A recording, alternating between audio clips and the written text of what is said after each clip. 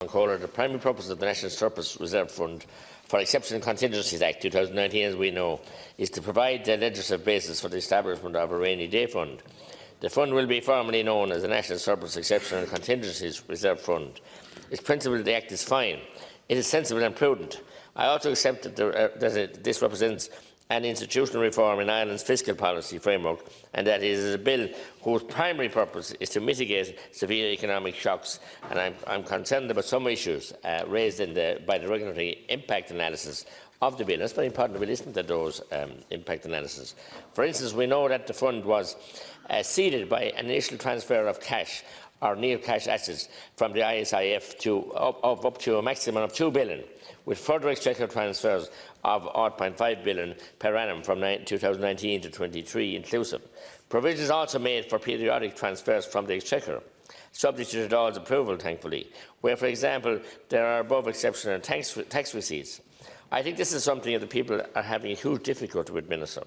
Most people would probably prefer that the above expectation tax receipts be used to improve services infrastructure such as schools, health crisis and the roads, and especially housing, or any number of other projects that require cash injections, and there are many. We need to be very clear that there is flexibility in this matter and that an automatic transfer of tax to the fund would not occur. I also think we need far more clarity and clearer guarantees around the specified purposes of the fund. We do not want to operate as a kind of a mini bailout facility for any government and plans to win this way. I'm thinking here, of course, of the national disgrace of the National Children's Hospital. That is total project a runaway train. The disastrous oversight of the project, which has been described as awe-inspiring incompetence by Professor Anthony Staines, has created not just a rainy day, but a thunderstorm of financial embarrassment, Minister. If you could be embarrassed, but you can't be embarrassed, but you'll be embarrassed very shortly when the people get a chance to embarrass you and have their verdict on you. What assurance can we get that the fund would not be raided by government to try and cover the losses for disastrous decisions such as that? The greatest waffler was ever in here in Tara. The best ever. They were better than poor old Jim Mitchell, Gay Mitchell at the time. I also note that the Committee on Budgetary Oversight, having examined the proposals, the committee identified a number of areas where there is need for greater detail on the purpose and design of the rainy day fund. You wouldn't need some of you said Minister Ross, you'd have to get an umbrella. You'd get an umbrella if the sun was shining, and you'd probably have, I don't know what you'd have, a raincoat on the beach. That's what you think. In particular, the committee was in the opinion that the greater flexibility will be needed at EU level to ensure that monies committed to the rainy day fund would be spent when needed to counter a future economic shock. Okay. What was alarming, however, was that the committee also found that the Department of Finance consultation paper on the rainy day fund was unclear on its purpose. And I think that is very alarming. So, Minister, we need. I'm not opposed to the concept, but I won't have a slush fund for you to bail yourself out or dig us out of holes, and I will not support that. Minister to respond. Thank you very much, Lascan Corla. I just want to thank all deputies for their contributions. I'm not sure if Deputy McGrath there used the phrase Gay Mitchell as a term of abuse or a term of endearment, but I want to thank all colleagues for the contributions that they've made, and just say a word back in relation to the different points that were just offered there. In relation to what Deputy McGrath said, Deputy McGrath is right in what he said, in that there are now many other risks that are out there, apart from just the risk of a no-deal Brexit in 2019. And I think what is most likely, Lascan Corla, is that the risk of a no-deal Brexit is there, but it has just shifted in timing. And we can see of the events over the last day that as the new government in the United Kingdom takes shape, that does remind us that many of the risks in relation to Brexit have not gone away, but the timing of them has clearly changed since the budget was introduced. In relation to what Deputy Kenny said there, Deputy Kenny did make the point that if you look at where we are with other changes that are taking place across the world, we can see that while Brexit continues to be a big risk, there are other ones that are there. He pointed to the changes that are taking place in relation to global trade, in relation to the tone of global trade. He's right in acknowledging that.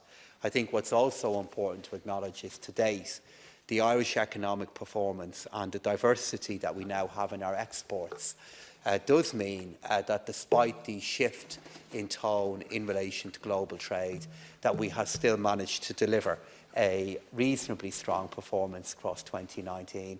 And while I do expect to see an effect on our export performance in 2020 and beyond, there is still every prospect of the Irish economy continuing to be able to grow across the coming years if we are successful in avoiding a no-deal Brexit.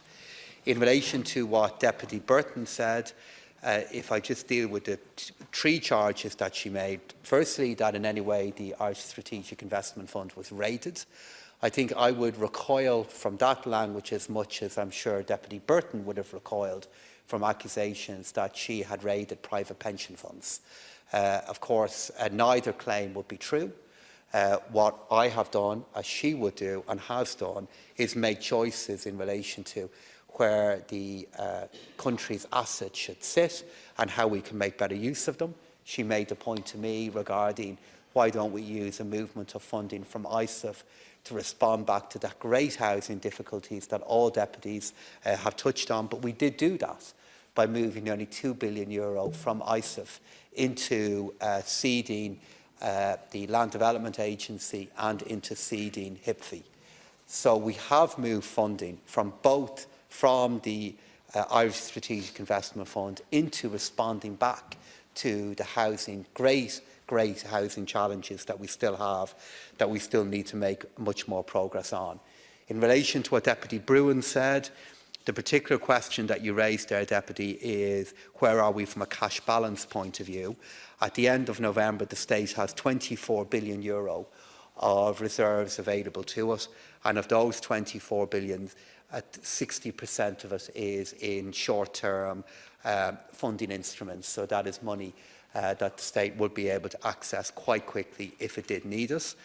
You in your own contribution there touched on the intellectual, I guess, rationale for a rainy day fund, but did go on to make the case that you don't believe this particular one is needed because we should be spending all our resources on where we are today. And while I absolutely understand the need to invest and to respond back to all of the challenges of today, the balance that I'm simply trying to strike is to get ready for the challenges of tomorrow as well. And I do believe that the creation of a fund like this would be of help, particularly in dealing with the reliance on corporate tax receipts, which we are now making significant progress on moving away from by virtue of the surplus that we will deliver at the end of this year.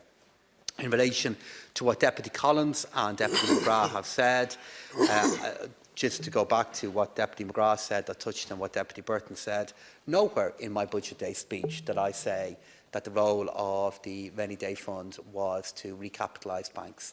Never said that anywhere. And as I have said in a number of Oireachtas debates on this, I'm absolutely certain that the Rainy Day Fund would be available to the State if we had to deal with very extreme consequences as a result of a no-deal Brexit happening. And it is one of the reasons why we have it in place. Many have claimed it would not be available to help us deal with the harsher and more unpredictable consequences if a no-deal Brexit were to occur.